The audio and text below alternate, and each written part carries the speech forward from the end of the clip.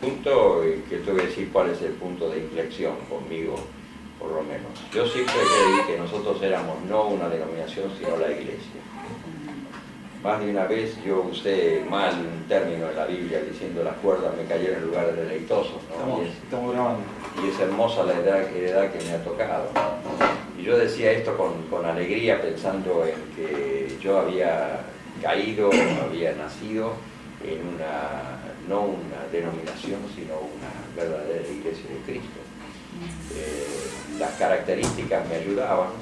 Yo conocí los grandes hombres de Dios de los hermanos libres. Los conocí personalmente. Yo era un chico de 12, 13 años, pero yo le ilustraba los zapatos a don Jaime Clifford. Gilberto Elías venía a jugar al ajedrez conmigo en Villa María. Yo me codeaba con Pender, con Williams. Algunos de ellos eran muy amigos, como el caso de Clifford. Él me hacía versos y todo más. Eran hombres de una talla espiritual, y no se puede dudar de que eran siervos de Dios y verdaderos adelantados, verdaderos apóstoles. Y claro, eso fue la época del año 35 para atrás, más o menos. Después del 35 hasta el 40 ya empezó a cambiar la cosa. En el 40, 42 ya empezamos a tener otra clase de cosas. Estos hombres se pusieron viejos y los jóvenes, sin pedir permiso, se metieron en el centro mismo de las actividades y empezaron a hacer cosas por su cuenta sin consultar. La primera vez que sucedió eso fue en Buenos Aires, en una campaña de Carpo, y estos ancianos, Lear, Pender y no sé quién más estaría en ese tiempo, se dieron cuenta que no contaban más, no eran ya los hombres que los demás respetaban, y entonces entraron los jóvenes comerciantes, la mayor parte. Entonces sabían manejar su comercio, sabían manejar la iglesia, un poco así, no quiero ser despiadado, pero era un poco así.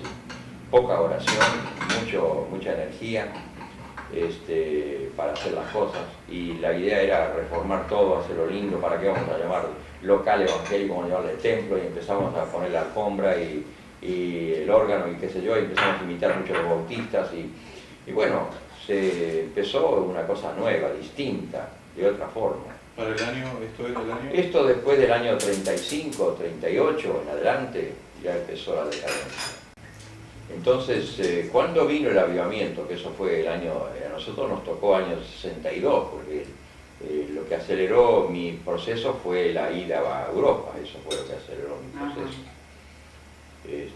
Bueno, ahí, en 3 años, desde el año 62 hasta el 65, fue que Dios nos pasó en limpio la Biblia y nos enseñó verdades sorprendentes, choqueantes, y yo nunca he llorado de amargura, nunca he llorado de vergüenza más que esos años de haberme creído tan sabio en la escritura y haber sido tan ignorante de muchas cosas muy fundamentales, ¿no? Eran muy niños, pero esos años anteriores, ese tiempo de los hermanos libres, desde el 1850 será en adelante, eran tiempos de gloria, eran tiempos de bendición. La iglesia se expandió en todo el mundo, mejor dicho, más que nada en América del Sur, en África, me parece que en China, en lugares así, en Europa, en varias partes de Europa, en Inglaterra, y en Argentina especialmente fue una obra muy tremenda. Los hombres que vinieron acá fueron hombres de lucha, de empeño, de vida espiritual, de oración, de santidad. Y esos hombres forjaron más de 350 iglesias en la República Argentina. Y algunos hermanos bautistas, por ejemplo, que tienen su seminario, decían, estos sin seminario, sin nada, están haciendo una obra mejor que nosotros. Y realmente esa obra, como se hizo, es mucho de lo que yo hago ahora, pero con otro evangelio y con otra doctrina. Pero es la obra de las casas, pero no ya la casa como un saloncito, ¿viste? Con las sillas puestas y los textos en la pared, sino la casa como iglesia de Dios, como centro mismo de formación, de ganar, formar, celebrar la cena del Señor, de todo lo demás. Cuando la casa tiene una dirección aceptada, que los hermanos entienden que esa dirección es sólida, santa, correcta, entonces ahí tenemos una iglesia, como la iglesia primitiva. Así que yo continúo el mismo sentir de la obra de las casas. ¿Se acuerdan ustedes que antes teníamos las casas funcionando y todo andaba bien y se convertían muchas personas? Pero cuando empezamos a tener el local, el famoso templo, se derivó todo hacia las grandes reuniones del templo. Y las casas eran el medio de multiplicación. Ahí se hablaba, ahí se alcanzaba el barrio. Un giro bastante grande entre el año, digamos, 38, 37, 35 y el año 48, esos 10 años hicieron un cambio muy grande. Por ejemplo, esos hombres no entendían el Evangelio bien, como yo les voy a explicar ahora, no lo entendían bien. Mejor dicho, no lo voy a explicar porque ustedes tienen el escrito ese que les dejo. Y ahí está el contraste entre los errores que hemos cometido. Porque el problema de los hermanos libres ha sido un problema teológico serio. El texto sin el contexto. Entonces hemos fallado por no contrastar las verdades o no sumar las verdades una a la otra para formar la revelación de Dios, sino que hemos tomado parcialmente verdades, especialmente las verdades lindas, las verdades agradables, como por ejemplo la sangre de Cristo te limpia de todo pecado, como por ejemplo venid a mí y descansad, como por ejemplo Dios habló de tal manera, amó de tal manera que dio a su Hijo para que todo aquel que en Él cree, y hemos puesto énfasis sobre simplemente creer. A ver, vos crees y yo creo, levanta la mano. Y no hemos mirado los contextos. Pero los contextos de cada uno de esos pasajes de bendición son tan importantes como la bendición que Dios quiere dar, porque hay una condición establecida. Por ejemplo, decir la sangre de Cristo nos limpia de todo pecado es una cosa, pero decir si andamos en luz como Él está en luz, tenemos comunión entre nosotros y la sangre de Jesucristo, su Hijo, nos limpia de todo pecado, es otra cosa muy distinta. ¿Y cuándo se puso ese texto completo? Nosotros llenamos las casas y la Argentina de textos con la última parte, sin poner la condición que Dios exige para que esa sangre nos limpie. Porque si andamos en luz como Él está en luz, tenemos comunión entre nosotros. Dos cosas muy importantes: andar en luz con Dios como Él está en luz. Imagínate vos lo que es eso. Eso es un acicate tremendo. Eso es decir, no para cualquiera, no porque crees nomás, sino porque caminás en la luz, porque andás conforme a la voluntad de Dios, porque vivís conforme al Espíritu Santo, porque todos los que son guiados del Espíritu de Dios, estos son hijos de Dios. Eso no lo decimos, no lo enfatizamos. Enfatizamos la fe, crees, fe. Vamos al caso de descansar. Venid a mí todos los que estéis trabajados y cargados, que yo os haré descansar. Punto. Y eso fue la predicación, la insistencia, lo que todo el mundo sabe, pero lo que no sabe es lo que sigue, o lo que por lo menos no fue tan importante, no fue dicho con tanta claridad como la primera parte. Llevad mi yugo sobre vosotros, aprended de mí que soy manso y humilde de corazón, y hallaréis descanso para vuestras almas. Entonces esa parte de llevar el yugo de Cristo, ¿qué es? Poner un poquito. No, está bien. No, está muy bien. Que ese descanso que el Señor promete es si tomamos su yugo. Hay una condición. Cuando vamos a Juan 3:16, sin el resto del capítulo no se entiende. Pero el resto del capítulo te dice: lo que es nacido de la carne, carne es. Lo que es nacido del Espíritu, Espíritu es. Pero querés una declaración más contundente de un cambio, de una transformación, de una nueva vida. Nacer del Espíritu. El que no nace del agua y del Espíritu no puede ver el reino de Dios. Entonces la fe tiene que estar calificada porque produce esto. La fe que no produce esto, la nueva criatura, no es fe, es mera credulidad. Y hemos tenido mucho de esto. Ahora, ¿cómo muchas de estas cosas que no se entendían, sin embargo, se suplían en aquel tiempo? No se notaba la falta. Era como, digamos, una mancha que no se veía. ¿Por qué? Porque había mucha santidad y mucha oración.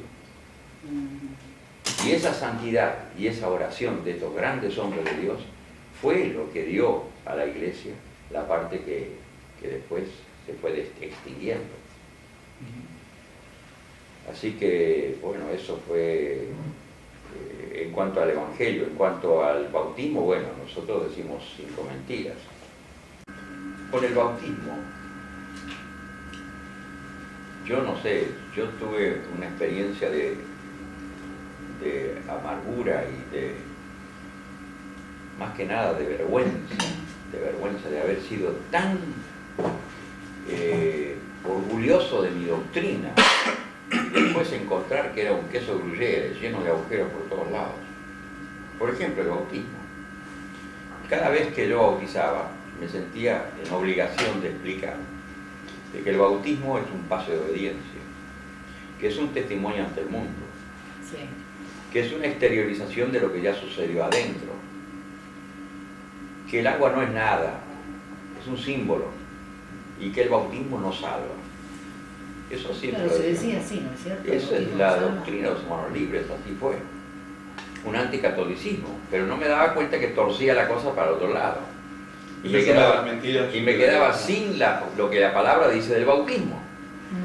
Entonces, ¿qué es lo que estamos enfatizando? El hecho de que la salvación es por fe y no por el bautismo, que el bautismo no entra en la salvación, que el que cree ya es salvo. Pero el Señor dice, el que creyere y fuere bautizado será salvo, no dice el que creyere y fuere salvo será bautizado. Y yo estaba con eso. Me acuerdo que años después, cuando esta renovación fundía por todas partes, vino un pastor bautista y había recibido el bautismo del Espíritu Santo. Estaba realmente lleno del Espíritu y estaba choqueado porque su doctrina nunca le enseñó tal cosa, y él estaba ahora recibiendo y teniendo la experiencia que le confirmaba la palabra que decía que el Espíritu Santo era ese don que daba el Señor cuando nos convertíamos, pero que era un fuego de Dios, era un poder que transformaba, era un fluir de un río nuevo que corría del corazón del creyente y que nos capacitaba fundamentalmente para ser testigos de Cristo. Bueno, él recibió eso y me viene y me dice, ¿qué otra cosa tengo que cambiar de mi doctrina, Iván? Entonces yo le dije, todo. Y yo le dije, ¿dónde vas? Bueno, para muestra basta un botón. Vos sos bautista. Por lo menos tendría que saber bautizar. Si sos bautista, sabés bautizar. Si yo te digo las 5 mentiras que puedo decir del bautismo, vos te vas a quedar tranquilo como agua de tanque. Pero si te digo la palabra de Dios, lo que Dios dice del bautismo, vos vas a sentir una voz interior que dice, hereje, hereje. Me dice, no puede ser. Bueno, vamos a probar. Entonces le dije las 5 mentiras. Le dije, el bautismo es un paso de obediencia, es un testimonio ante el mundo, es una exteriorización de lo que ya sucedió en el creyente, en el corazón. El agua no es nada y el bautismo no salva, es un símbolo. Entonces me quedó tranquilo.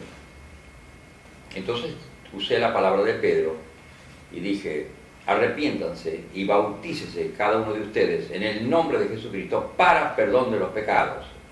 Y yo les mostré cómo el arrepentimiento, el bautismo en el nombre de Jesucristo era para perdón de los pecados, el conjunto de los elementos, no el primer elemento. No dice que el que se arrepiente ya tiene perdón de pecados, sino que el que se arrepiente y se bautiza en el nombre de Jesucristo tiene perdón de pecados. Y él no lo quería recibir para nada. Él dice, no, acá el punto principal es en el nombre de Jesucristo. Por eso dice, en el nombre de Jesucristo para perdón de los pecados. Y él me insistió, y yo le insistía que teológicamente Pedro no tuvo problema de decir las dos cosas. Arrepiéntete y bautízate en el nombre de Jesús para perdón de tus pecados. Puso el perdón de pecados después del bautismo. Digo, vos nunca hiciste eso y te resulta herejía. No, es que no es así. Acá el punto principal es en el nombre de Jesucristo. Bueno, digo, te concedo el beneficio de la duda. Te pregunto una cosa, ¿cuándo se convirtió Saulo de Tarso? En el camino a Damasco. Entonces le pregunté específicamente, ¿cuándo se fueron lavados sus pecados? Y usé la palabra bíblica. Y él dijo, en el camino a Damasco. Yo digo, si yo te doy el testimonio de Pablo, que él mismo escribe, ¿vos lo vas a creer o lo vas a rechazar? No, lo voy a creer. Bueno, vamos a revisar. Y vamos al capítulo 22 de los Hechos. Y ahí dice Ananías a Saulo, ¿por qué te detienes? Hace 4 días que está ahí. ¿Por qué te detienes? Levántate, bautízate y lava tus pecados invocando el nombre del Señor. Y ahí le vino la herejía, ¿viste? ¿Cómo? Lo miró, se quedó mudo. ¿Vos decís que se convirtió en el camino a Damasco? Según la palabra de Dios, Nadie es convertido sin el lavamiento de los pecados. Pero resulta que ahora, después de 4 días, les dicen, ¿por qué te detienes? Como diciendo, ¿qué barbaridad estás haciendo? Levantate rápido, bautizate y lava tus pecados en el nombre de Jesucristo. Bautizándote en el nombre de Jesucristo. Bueno, eso fue tremendo porque había 2 cosas ahí, 2 elementos. Uno, el choqueante elemento de que le nace a este bautista la idea de que no era que se completó la salvación cuando iba a Damasco, sino que se completa cuando él se bautiza. Y no solo eso, sino que el agua lava los pecados. Se quedó, ¿viste? Se quedó mirando el techo, no sabía qué hacer. Entonces yo le pongo la mano arriba y digo, no te preocupes, no es tanta herejía, no es que el agua te lava los pecados. Lo que pasa es que hemos mirado la exégesis, o sea, la doctrina del bautismo, que Pablo nos da en el capítulo 6 de los Romanos, la hemos mirado mal, la hemos mirado descuidadamente. Vamos a leer lo que dice ahí. Entonces empezamos a leer. Porque somos sepultados juntamente con Él para muerte por el bautismo, para que como Cristo resucitó de los muertos por la gloria del Padre, así andemos en vida nueva. ¿Cómo vas a decir que es un símbolo si es una sepultura? ¿Cómo vas a decir que es un símbolo si ahí nos lavan los pecados? ¿Quién me lava los pecados? ¿El agua? No, Cristo me lava los pecados con su sangre. ¿Pero dónde? En las aguas del bautismo. ¿No ves que dice, sepultados juntamente con Él para muerte por el bautismo? Claro, ahí está la aclaración. Y el descuido que hemos tenido es en mirar Romanos capítulos 6. Hemos estado tiroteando contra el bautismito de los católicos, pero hemos estado yendo para el otro extremo, declarando una falsa doctrina. Entonces vamos a decir las cosas bien como son. Arrepentidos y bautícese cada uno de ustedes en el nombre de Jesucristo para perdón de los pecados. Y en el bautismo no es un símbolo, sino una realidad. Es una sepultura y una resurrección. Somos sepultados juntamente con Él para muerte. Juntamente con Él. 3 palabras fundamentales. Si yo soy sepultado juntamente con Cristo en el bautismo, no puedo decir que es un símbolo. No puedo decir que es un paso de obediencia en la vida cristiana. Es la iniciación de la vida cristiana. Nacemos de ahí. Entonces, ¿por qué decimos es un paso de obediencia? Porque estamos diciendo, vos te convertiste cuando creíste y ahora en la vida cristiana es un paso de obediencia. ¿Por qué decimos que es un símbolo? Porque le damos importancia mínima al bautismo y toda la importancia se la damos al hecho de que creíste en Cristo. ¿Por qué decimos es una exteriorización de lo que ya sucedió? Porque estamos queriendo decir que ya soy creyente y ahora en las aguas del bautismo yo estoy simplemente exteriorizando, digamos, es una especie de símbolo o simbolismo con que yo demuestro que yo soy de Cristo. ¿Y por qué decimos que es un testimonio ante el mundo? Porque juntamos en un bautismo todo lo que se convirtieron ese año y hacemos una reunión de testimonios. Pero en el tiempo de los apóstoles se bautizaban el mismo día que creían. En la pileta, en el mar, en el río, en el estanque, donde sea, pero se bautizaban. No tenemos un solo caso, como en el caso de Pablo, que estuvo 4 días esperando el bautismo. Todos los casos era el mismo día se bautizaban. Y ahí vemos la palabra de Ananías que dice, ¿por qué te detienes? Levántate, bautízate. ¿Por qué te detienes? Es una palabra que está escrita en la Biblia, como una sorpresa de que hubiera estado tanto tiempo sin bautizarse. Era la mente de Ananías que decía, no, che, te bautizaste porque hay que convertirse, hay que lavar los pecados. Entonces, y el agua no es nada, no es mentira. Porque Pedro dice, el bautismo que ahora es no salva. Fíjate, él después agrega que no es el bautismo en sí solo, pero dice, alcanza a poder decir, el bautismo que ahora es no salva. Esa es la carta de Pedro. Entonces no podemos decir que no salva, sino que nos salva. N-O-S. Y decir que es un símbolo es un error completo. Así que son 5 mentiras que decimos. Inocentemente. Cuando se toma la cena también. Claro, y el Señor no dice que son símbolos. Ahora hay un misterio ahí. Los curas agarraron esa palabra de Cristo y la hicieron un misterio completo y hicieron la transustanciación. Nosotros no queremos nada de eso. Claro. Pero cuando yo tomo el pan, Dios quiere que en fe yo esté comiendo de Cristo. Ajá. Y si espiritualmente estoy comiendo de Cristo, Dios hace que ese sea un beneficio, una bendición para mi vida. ¿Cuántos se han curado cuando tomaron la cena del Señor? ¿Cuántos han recibido bendición cuando tomaron la cena del Señor? Esto es mi cuerpo, esto es mi sangre. Ahora, el vino no es la sangre, el pan no es la sangre, pero espiritualmente estoy comiendo a Cristo, estoy bebiendo de Cristo. Y el Señor quisiera que hiciéramos énfasis en ese punto, no la transustanciación. El vino siempre es vino y el pan siempre es pan. Pero al tomarlo en fe, como Dios quiere que lo tomemos, que nosotros seamos purificados, bendecidos, unidos más a Cristo, santificados. Así que el bautismo es eso que dice la palabra del Señor, y el hacer del Señor también no es un simbolismo, un mero simbolismo.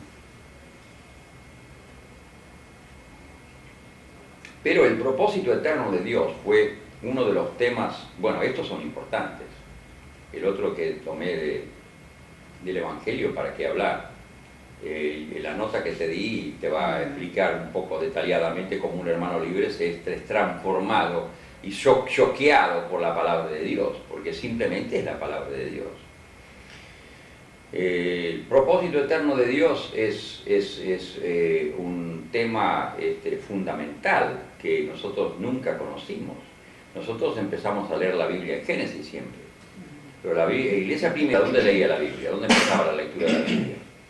Empezaba con la revelación de lo que había en el propósito de Dios desde antes de la fundación del mundo, y que eso fue dado por los santos apóstoles, es decir, que a ellos se les reveló lo que había en el corazón de Dios antes de la condición del mundo, y eso era la iniciación, era la clave para todo lo que iban a hacer. Así que eso cambia totalmente el cariz de la iglesia, porque la iglesia que tiene el cariz de redención o redentorista está equivocada completamente. Les digo, por ejemplo, lo siguiente. Yo paso, por ejemplo, y hago un círculo y digo, bueno, muy bien, esta es la creación. Y pongo un círculo dentro de la creación que se llama el hombre Dios forma al hombre. Hago una línea hacia abajo, oblicua, diciendo esta es la caída en el pecado.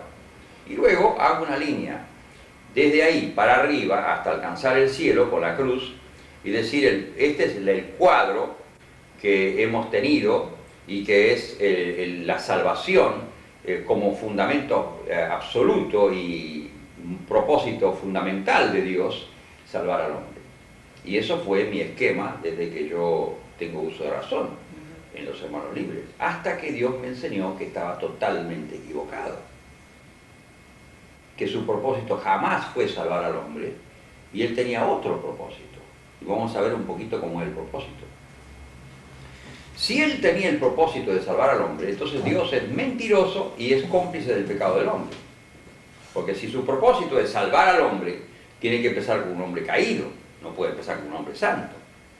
Entonces cuando le dice a Adán, no peques, en realidad él estaba diciéndole, pero pecaste, necesito pecador, porque si no pecas no puedo llevar a cabo mi plan. ¡Qué monstruosidad! Mentiroso y cómplice del pecado del hombre. Dios nunca quiso que el hombre pecara, jamás fue su propósito salvar al hombre. Una cosa es decir propósito y otra cosa es decir medio de gracia. Son dos cosas distintas. El medio de gracia fue la salvación, pero el propósito nunca fue la salvación. Cuando él dijo a Adán, no peques, era no peques, por favor, no peques. Era palabra divina, no peques. No te necesito pecador, te necesito santo, justo. Resistí al diablo, pero ¿qué pasó? Pecó.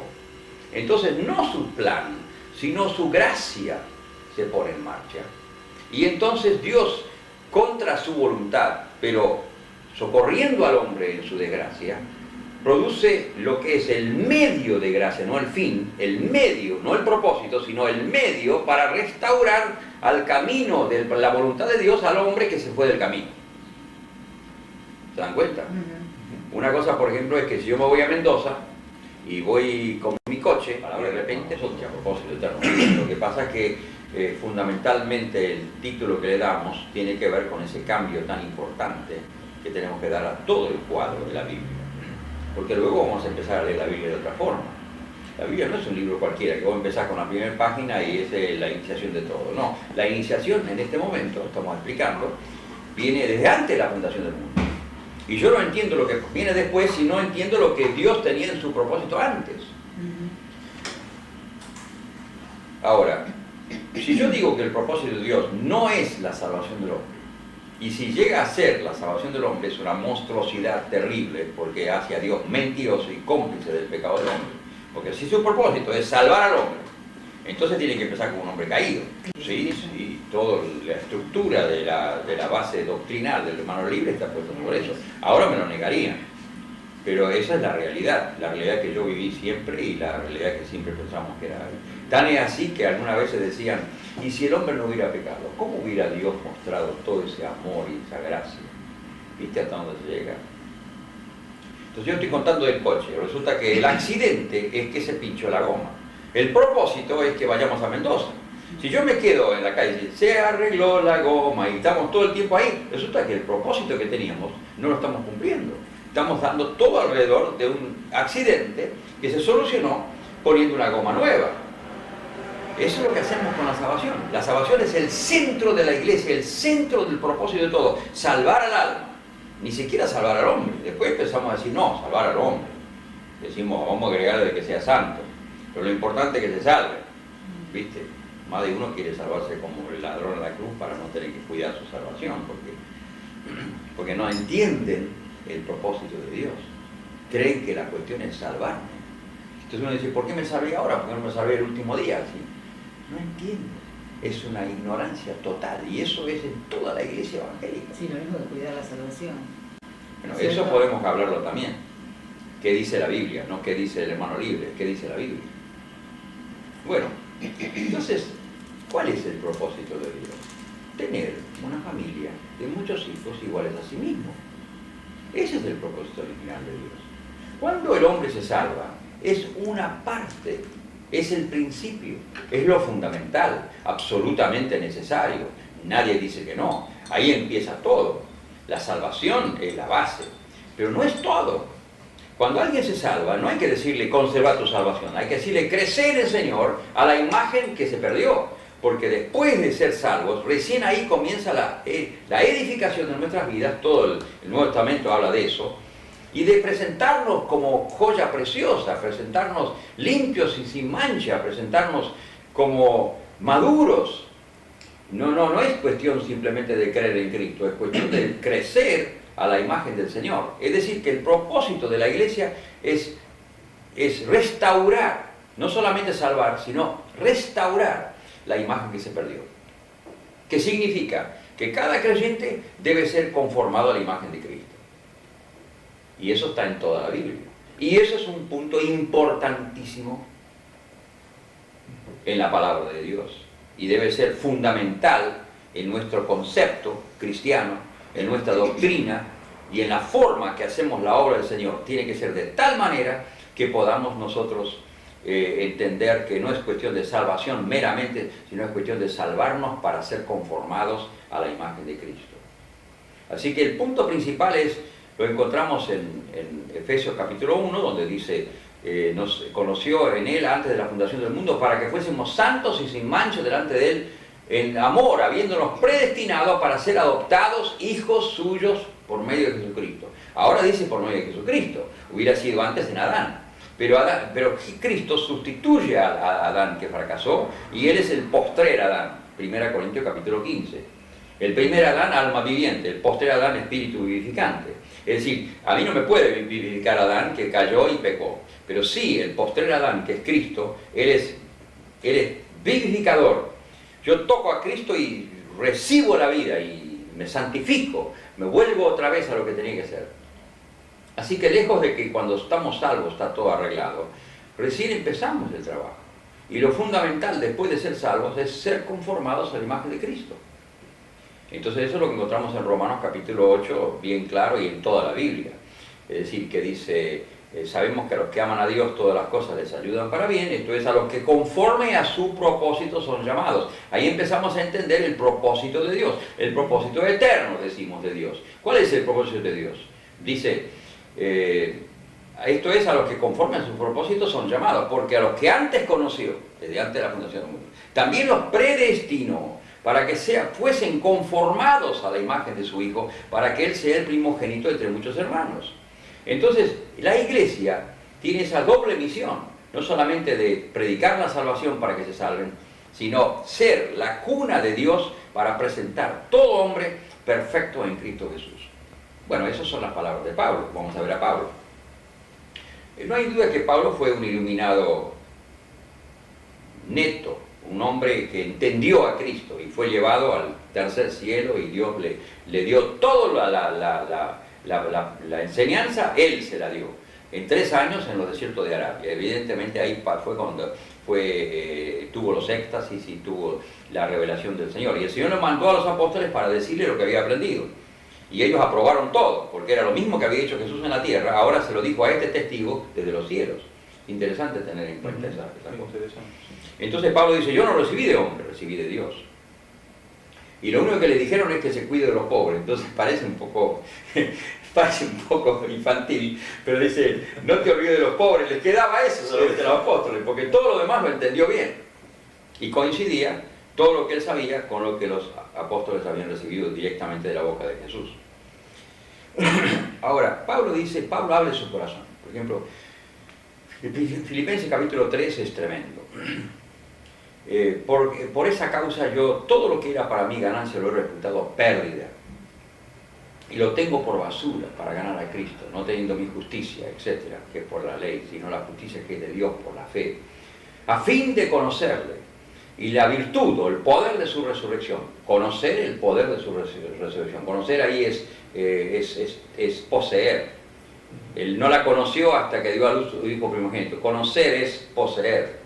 En este caso yo quiero poseer la virtud de la resurrección y quiero conformarme a Él en su muerte. Ahora, eso no era para salvar a nadie, ni para ser redentor, sino para la otra parte que Pablo sabía que faltaba. Cristo hizo una parte, pero faltaba la otra.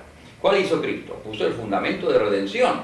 Pero ahora, ¿qué tenemos que hacer? Sobreedificar sobre ese fundamento la iglesia. Y ahí no es solamente Cristo, sino Cristo con los suyos. Cristo se va a unir a todos sus santos para hacer juntos el trabajo que tiene que ser la sobreedificación del fundamento puesto por Dios por medio de la sangre de Jesucristo. Entonces Pablo dice, yo quiero participar ahí.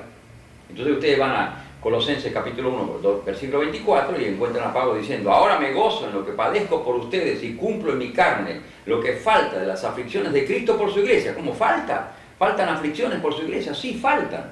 Falta la sobreedificación. Falta el ganar los hombres y el plantarlos sobre la roca y el edificarlos. Y entonces dice, yo me gozo en lo que padezco por ustedes y cumplo en mi carne, en mi cuerpo, que Dios me dio, los padecimientos de Cristo y participo de los padecimientos de Cristo por su cuerpo que es la iglesia. Entonces nos damos cuenta que Pablo entendía bien.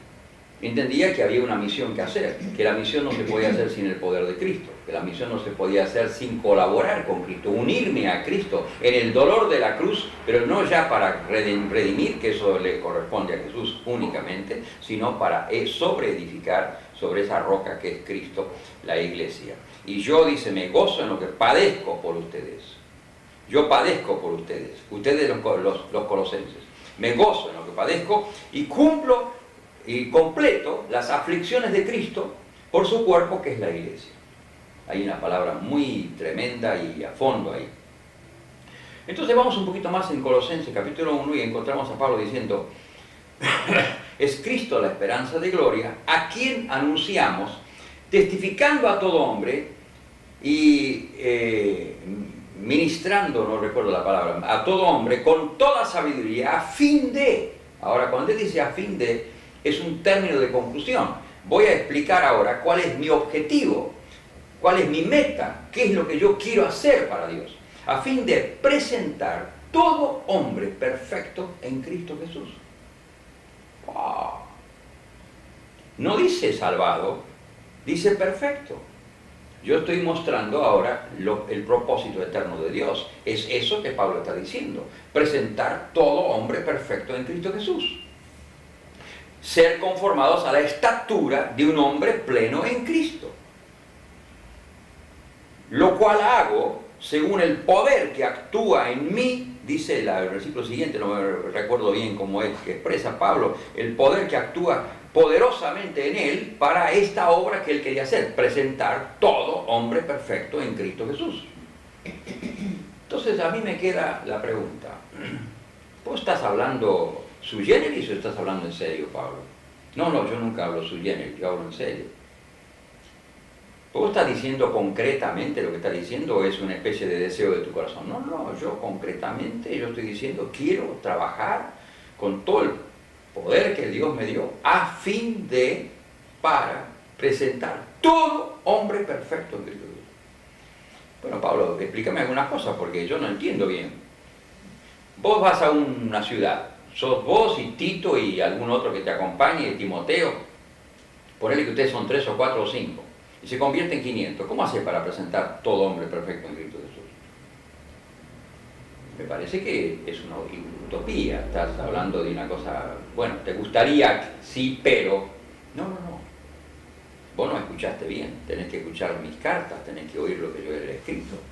Porque en la carta a los Efesios, si lees la carta que escribió a los Efesios, les expliqué cómo yo trabajo para formar el cuerpo de Cristo. Y el cuerpo de Cristo no es solamente cada uno, sino todos juntos formamos el cuerpo de Cristo. Cada uno conformado a Cristo, pero todos unidos en una sola coincidencia con el fin de ser formados como el cuerpo de Jesucristo. Y si vos te fijas bien en Efesios, en la carta de los Efesios, vas a encontrar mi frase donde yo digo, aquí están los ministerios que Dios ha puesto. Punto número 2, explico que esos ministerios están para algo que ustedes se están olvidando. Y hace mucho que se olvidaron. Esos ministerios están para relacionar, equipar y relacionar a los santos para formar el cuerpo de Cristo. Estoy explicando una de las funciones fundamentales de apóstoles, profetas, evangelistas, pastores y maestros. Están puestos para equipar, o sea, que se les predique el evangelio, se les lleve a la oración, se les lleve a la comunión con Dios, equiparlos, a fin de unirlos adecuadamente como un solo cuerpo, para que cada miembro entre en su función. Ustedes están teniendo reuniones, yo no quiero reuniones, yo quiero un cuerpo bien armonizado y relacionado entre sí. Yo no quiero 5 o 6 personas que saben hacer la cosa y los otros son tontos que vienen a escuchar el mensaje. Ustedes quieren ser como los curas, diría Pablo, ¿no? Que la gente viene para abrir la boca, cerrar los ojos y recibir la hostia y irse, porque el santo siervo de Dios le dio la bendición. Ustedes están haciendo lo mismo. Ustedes están levantando el púlpito de ustedes y están haciendo dormir el pueblo. Yo no hice eso. Yo pongo a trabajar a cada miembro de la Iglesia de Cristo en la función que corresponde a su gracia, porque todos tienen don, y los unos con otros para que se consuelen y se ayuden, y la unción del Espíritu está en cada uno para que cada uno contribuya a la bendición del otro. Y entonces no es Pablo y Timoteo y Tito, sino es todo el pueblo. Entonces yo hasta que no deje los 500 trabajando no me voy del pueblo. ¿No viste que me quedé 3 años en Éfeso? Bueno, aquí yo me quedo el tiempo que sea necesario hasta que se forma el cuerpo de Cristo y yo pongo dones. Vuelvo, voy, vengo y pongo dones. En cuanto están maduros, 2 años, 3 años, ya pongo ancianos para que empiecen las funciones de los ancianos. Pero yo no tengo reuniones con ustedes. ¿Ustedes no vieron que escribo a los Corintios? Capítulo 12. ¿Qué hay, hermanos, cuando os reunís? Escuchen bien lo que yo digo ahí. Cada uno tiene himno, tiene don, tiene gracia, tiene revelación, tiene profecía, tiene lengua, tiene interpretación. El problema es que todos quieren hacerlo a la vez. Ustedes no tienen nada, pero ellos tenían todo. Y cada uno estaba explotando tanto que yo tuve que ponerle condiciones. Por favor, sea de a uno. Y los que hablan en lengua, si no hay intérprete, que no hable. Listo, póngalo en... Porque algunos quieren hablar en lengua y nadie entiende nada y la gente viene de afuera y van a decir que están locos. Y los que profetizan 1, a lo más 3, nada más, basta. Y los demás juzguen, porque por ahí alguno dice un disparate. Hay que decir, es una especie de masa indómita de dones que quieren salir y quieren manifestarse, y el problema ahí es el orden. Con ustedes no hay ningún problema, porque 3 caballos muertos, lo único que van son las moscas, dice. Pero esta es una iglesia viva que está empujando para surgir. Entonces, ¿cuál es el secreto? Que hemos entendido que la verdad de Dios o el encomendamiento de Dios no es que seamos salvos solamente. Sí, eso es indispensable, pero es el principio nada más. Ahora tenemos que trabajar 99% para formar a cada uno, relacionarlo adecuadamente y hacer que los dones del Espíritu que tiene, que nadie tiene menos que un don, sucede lo que yo digo. Todo el cuerpo, bien concertado y unido entre sí por todas las coyunturas o ligaduras que se ayudan mutuamente según la función propia de cada miembro, recibe su crecimiento para ir edificándose el amor. Esto ustedes no lo saben. Esto es lo que hemos hecho en la iglesia primera. ¿Cómo pudimos nosotros edificar o cuidar las vidas de 30.000, 40.000? Porque era un cuerpo intercomunicado, amándose unos a otros. Todos estaban bajo autoridad y todos estaban con compañeros que les ayudaban en la obra y todos se oraban los unos por los otros y se ayudaban unos por los otros. Si no, ¿dónde está el amor de Cristo? El amor de Cristo se ve en el cuerpo, en las coyunturas, en las relaciones, en la responsabilidad de cada miembro para con el otro. Y esto lo hacíamos en las casas, porque la iglesia no puede entrar en un lugar hecho de ladrillos o de piedras. ¿Por qué? Porque no hay lugar, ustedes lo llenan enseguida y tienen que hacer otro más grande. Entonces mejor es seguir por las casas y en las calles. Y váyanse a los lugares céntricos de la ciudad, donde está la gente, donde se junta la gente, y estén ahí todo el día. A distintas horas puede venir uno, puede venir otro, pero ahí hay un testimonio público siempre. Algunas veces los apóstoles, los pastores van allá. Bueno, ese es el lugar público. Y las casas es todo lo que necesitan para hacer la obra del Señor. Propósito eterno de Dios. De esto no sabemos nada. ¿Cuál era el motivo? El motivo era la salvación del hombre. No, esa línea que indica propósito, mi propósito es salvar al hombre, tiene que limitarse a una pequeña línea que dice mi salvación,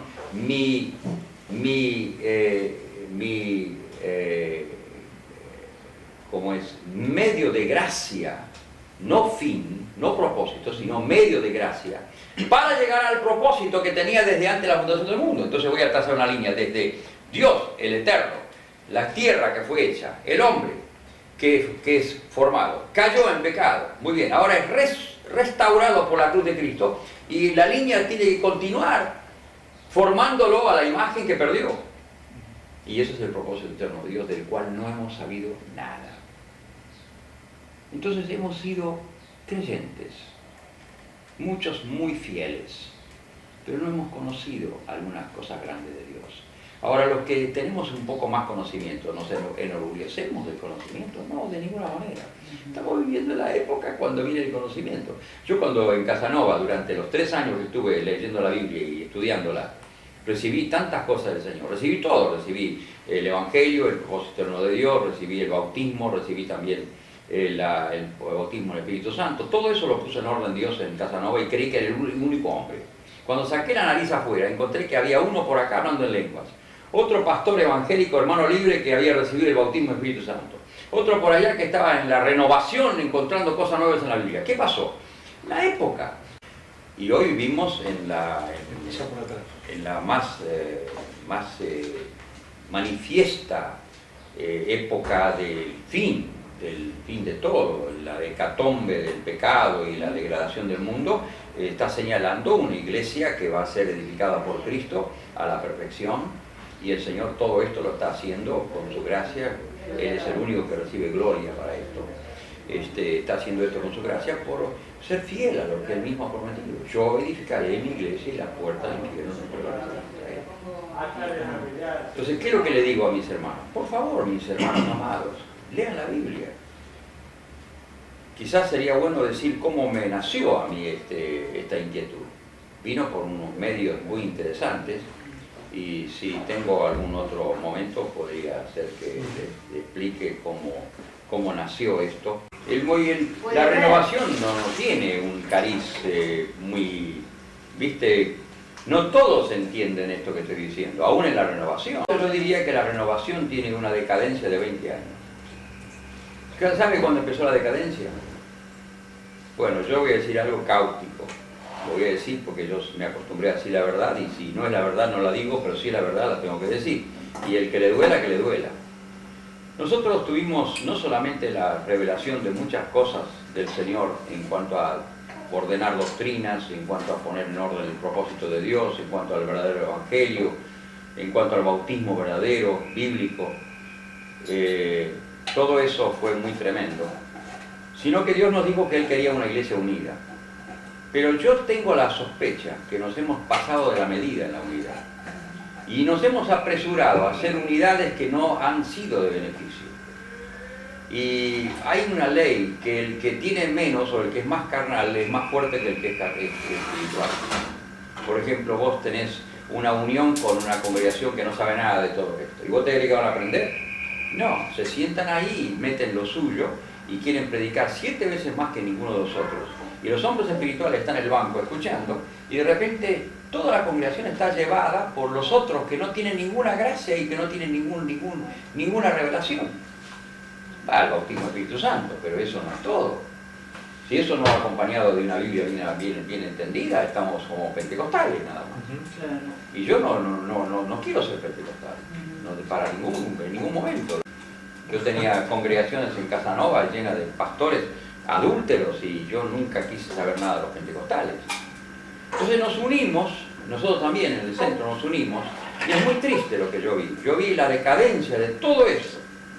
Entonces las cosas, estas verdades tan tremendas, en vez de ser los instrumentos, el pico, la zapa, la pala, el arado, en vez de ser instrumentos para formar, llegaron a ser piezas de museo, ¿viste? Que vos de vez en cuando escuchás a alguno relacionar, decirla. Y hay hombres grandes que yo digo, ¿cuándo habló la última vez sobre el propósito de Dios? Hace 20 años. ¿Cuándo enfatizó el Evangelio del Reino? Hace muchísimo que no lo hace. Todos son con palabras de consolación, palabras de ayuda, lo que no molesta a nadie, ¿viste? Yo creo que hay que compatibilizar más bien es una iglesia que tiene este conocimiento y que lo sabe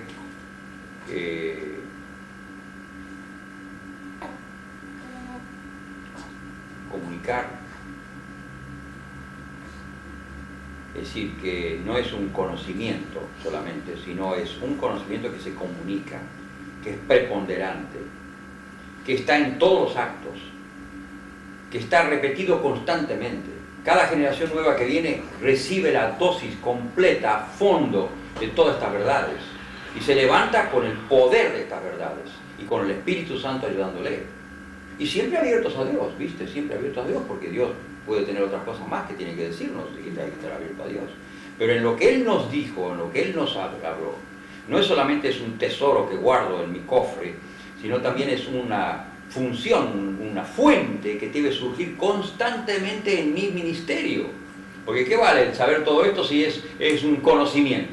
Dios no dio ese conocimiento para ser un conocimiento, es una herramienta.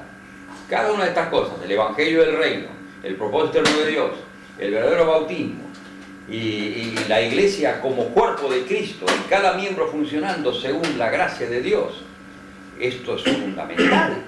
Ahora, para esto la iglesia necesita hacer un giro tremendo. Entonces, ¿cuál es el giro que tiene que hacer? Sepultar definitivamente la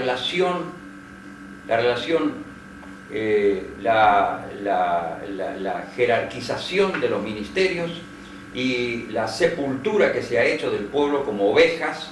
Acá están los pastores, aquí están las ovejas. Eso tiene que terminar.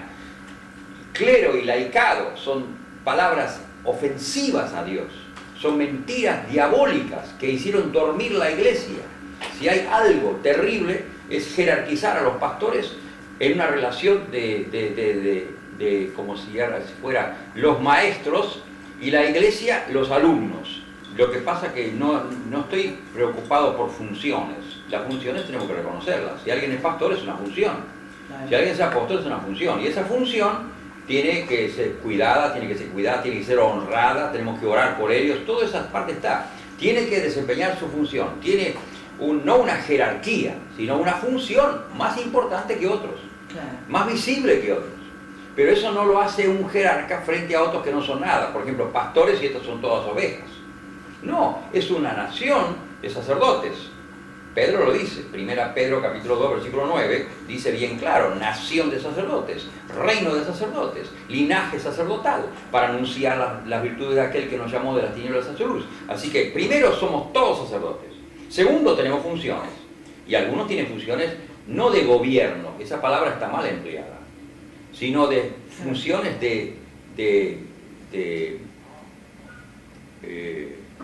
de cuidado, funciones de pastorado, ¿viste? Como dice Pablo, por ejemplo, a los Efesios, el capítulo 20 de los Hechos, dice, cuídense de ustedes y de todo el rebaño sobre el cual el Espíritu Santo os ha puesto para apacentar, no para gobernar. ¿Quién gobierna? La cabeza.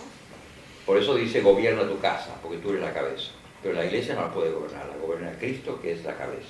Pero nosotros somos los que cuidamos de la iglesia, los que estamos debajo de la cabeza, tomando de él la fuerza y el poder para comunicar lo que la cabeza dice, y con la fuerza de la cabeza. Pero nosotros no gobernamos, sino que nosotros cuidamos la iglesia. Entonces, el hecho de hacer jerarquías y hacer niveles como este es el gerente y los demás son los empleados, eso está equivocadísimo. Somos todos empleados de Cristo, algunos de mayor jerarquía por no jerarquía, sino mayor función, o más importante función, o no más importante, sino otra función, porque no es tan más importante. Vos sos apóstol, sí, pero necesitas 1000 hermanos para que produzcan la obra que están haciendo para que tu apostolado sirva.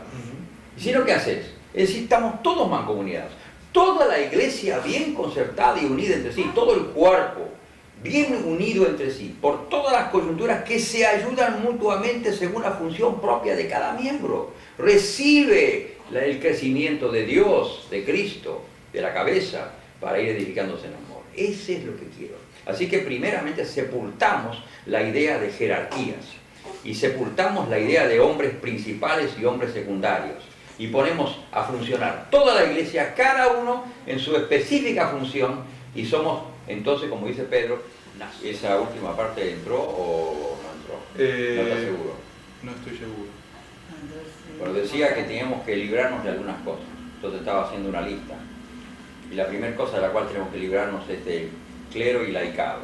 Ya sabemos que eso no existe en la mente de Dios. Me acuerdo que una vez vino un hombre importante de Estados Unidos, Munningham. Vino para las reuniones especiales que teníamos de Visión Mundial. Estoy hablando desde el año 68 por ahí. Y este hombre dijo, debemos reconocer como pastores que uno de los errores más lamentables que hemos cometido ha sido dividir la iglesia en laicos y clero. Porque esa es la mejor forma de obligar a un grupo pequeño de personas a hacer la obra de toda una congregación. Y ya hemos visto cómo Pablo trabajaba. ¿Cómo podía él decir yo trabajo para presentar todo hombre perfecto? Porque él ponía a funcionar toda la iglesia. La clave de Pablo. Así que nunca más hagamos dormir a santos. Cada santo sea especial, dotado por Dios, con dones y ministerios, capaz de predicar la palabra, de llevar el evangelio, de ganar a otra persona. Tiene 1 millón más de conocimiento que un pobre vecino que no sabe nada de Dios. Y nosotros lo achicamos, lo hacemos que si no fuera la escuela bíblica. ¿Qué escuela bíblica? La escuela bíblica es la iglesia. Yo lo digo como los hermanos libres siempre lo dijimos y es la pura verdad. La iglesia debe ser la escuela bíblica. Porque entonces no damos una enseñanza teológica que ya de por sí está equivocada, ¿no? Porque el Señor dijo, yo escondí estas cosas de sabios y entendidos y las enseñé a los niños, las revelé a los niños. Viene por revelación, no por estudiar las lenguas, no viene por la capacidad mental de nadie. Y me temo que muchos de los teólogos son capaces mentales, pero no tienen ninguna clase de ministerio espiritual. No digo todos, pero digo muchos. Y muchas veces empezando bien con querer entender la Biblia, terminan por hacer un magisterio de la Biblia tan grande que ganan plata y van por todas partes pavoneándose con grandes mensajes, y lo que son vientos, son nubes sin agua. Esa es la realidad. Jamás los teólogos nos dieron a nosotros un avivamiento. Entonces yo estoy enojado con los teólogos, yo no quiero saber nada de los teólogos, pero sí quiero el conocimiento de Dios. Conocimiento de Dios, conocimiento de la palabra de Dios, que seamos cuidadosos en las reglas de interpretación y todo lo demás, que toda esa parte debemos recibirla porque la necesitamos. Pero eso debe darse a la iglesia. para que los verdaderos siervos, que ya tienen familias, hijos y todo lo demás, y están sirviendo a Dios, sean los primeros que reciban la bendición del más conocimiento de Dios que tengan que tener. No que resulta que los únicos que pueden dar todo su tiempo para el estudio son los jóvenes improvisados que nunca trabajaron para Dios, pero que salen con título y qué sé yo, para destruir la iglesia, muchas veces. No, vamos a hablar de un sacerdocio santo. Hablemoslo en otro término, por ejemplo el caso de los dones. Imagínense que ustedes ponen 3 hombres clave, póngale que esos 3 hombres clave que están al frente de la congregación tienen lo máximo, 5 dones cada uno. 5 por 3, ¿cuánto es? 15. Y la congregación, por lo menos cada sacerdote de la iglesia del Señor tiene un don. Menos de un don nadie tiene, porque repartió a todos y nadie le dio menos que un don. Son 400 personas. Bueno, tenemos 400 dones contra 15. ¿Dónde está la fuerza de la iglesia? ¿Dónde está la calidad, la fuerza, la potencia? Está ahí en los 400 dones, no está en los 15 dones, está en los 400 dones. Pero el diablo quiere destruir los 400 dones para insistir en los 15. Y quiere poner a estos hombres en un lugar un poco encumbrado para que pulan mensajes y sean muy bien, muy ordenados y muy no sé cuánta cosa más, muy intelectuales para que qué sé yo, puedan impresionar, ¿no? Para mantenerse con autoridad espiritual, cuando todo es una desilusión, porque están poniendo a dormir 400 dones. No, yo quiero que cada uno de los santos reciba su plena gracia y se ponga en el lugar de honra que Dios le ha puesto y recibamos el beneficio de cada uno que tiene el Espíritu de Cristo. Ese es el primer punto. El segundo punto es que tenemos que diferenciar mucho de nuestra actividad actual la relación púlpito-congregación. Y tenemos que enfatizar otra relación que es mucho más importante, que es la de maestro-discípulo. En vez de enfatizar la relación púlpito-congregación, enfaticemos la relación maestro-discípulo. Entonces dejemos púlpito-congregación como una cosa muy pequeña que de vez en cuando hacemos 1 o 2 veces por mes, pero continuamente la iglesia tiene que usar la relación maestro-discípulo. Es decir, que necesitamos maestras y maestros. Y necesitamos una infinidad de padres y madres espirituales que tengan la gracia y les enseñemos a alimentar a los nuevos para que los nuevos reciban la leche y cuando han crecido reciban la vianda firme y cuando han crecido más entren en los ministerios y los dones, pero que la iglesia tenga un montón de maestros, padres y madres espirituales que sepan conducir a otros. Así que hay que trastocar esta relación público-congregación con una nueva dimensión que debe ser lo fundamental, lo absoluto, lo continuo. Lo otro es un agregado, esto no, esto es todos los días la relación maestro-discípulo. Lo digo de nuevo, suplantemos en gran parte, es decir, pongamos en un mínimo la relación púlpito-congregación y en un máximo la relación maestro-discípulo. No decimos que esto no sirve, esto primero no sirve, decimos que sirve, pero una cosa es que sirva en su lugar y otra cosa es que ocupe el lugar del verdadero ministerio, que es el ministerio del cuerpo de Cristo. Entonces el cuerpo de Cristo tiene ¿quiénes? Quienes están aprendiendo y quienes están enseñando. ¿Cuántos deben enseñar? Multitud. Si somos 400, ¿cuántos maestros tiene que haber? Y maestras, porque no podemos encerrar un hombre con una mujer, tenemos que poner a las mujeres a funcionar. Así que por primera vez las mujeres tienen una calidad indispensable de ministerio para contribuir a la iglesia del Señor. Otra cosa que tenemos que tener en cuenta es la relación, la necesidad de distinguir bien entre lo absoluto y lo relativo. Lo absoluto es siempre absoluto. Nunca llega lo absoluto a ser relativo. Y lo relativo siempre es relativo. Nunca se hace de lo relativo lo absoluto. Es decir, son dos cosas que hay que dividir bien en nuestra mente. Todo lo de Dios, toda la revelación y Cristo y también su ejemplo viene a ser lo absoluto. Y todo lo demás, la forma que hacemos la obra, la manera que trabajamos, con quienes trabajamos, las definiciones que hacemos, eso es lo relativo. Y debemos distinguir bien entre las dos partes. La segunda cosa que tenemos que saber es que lo relativo es indispensable para realizar lo absoluto. Pensarlo un poco. Si yo no sé quién, con qué, dónde, para qué y cuándo, yo no sé si se va a hacer la obra. Para hacer la obra divina necesitamos definiciones concretas humanas. Por ejemplo, viene Dios y le dice a Josué: como estuve con Moisés, estaré contigo, esfuérzate y sé valiente, etcétera, etcétera, etcétera. Encontramos que Josué lo primero que hizo fue decir a Israel: dentro de 3 días pasamos el Jordán, porque el Señor le había dicho: saca este pueblo y llévalo al Jordán, llévalo a la tierra prometida. Entonces él lo primero que hace es definir. ¿Qué define? Podía haber dicho 4 días, podía haber dicho 5 días, podía haber dicho 1 mes, pero él dijo 3 días pasamos el Jordán y entramos en la tierra prometida. ¿Y qué más?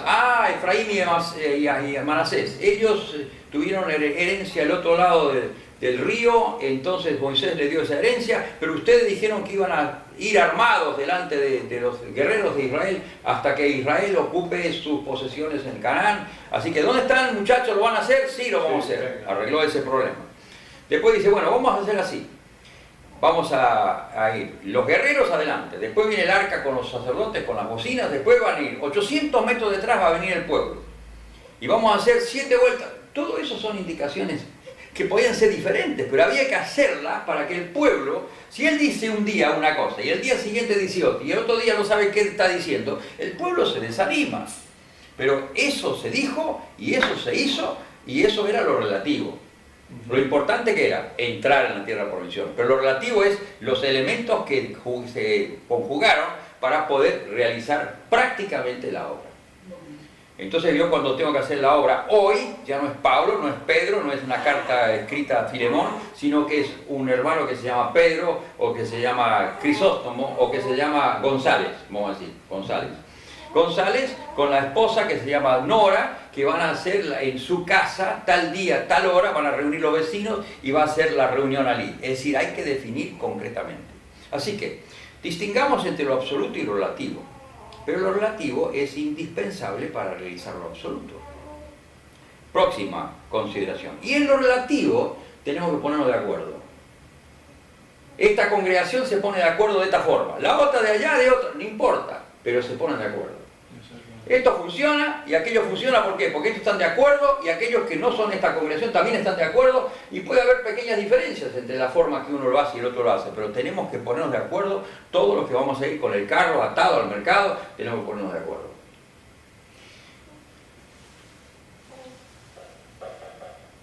La otra cosa que sería bueno tener en cuenta es que tenemos que formar y no informar. Las reuniones de información tienen que ser mínimas. Se puede informar, pero eso tiene que dar lugar inmediatamente a la formación.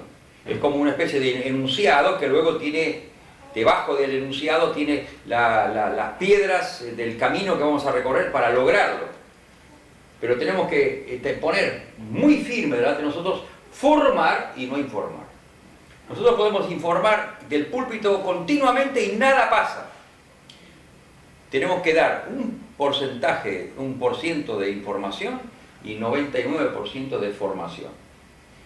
Es decir, yo subo y digo, la cosa es así, y me bajo y me arremango y digo, la cosa es así, vamos a hacerlo de esta manera, ¿viste?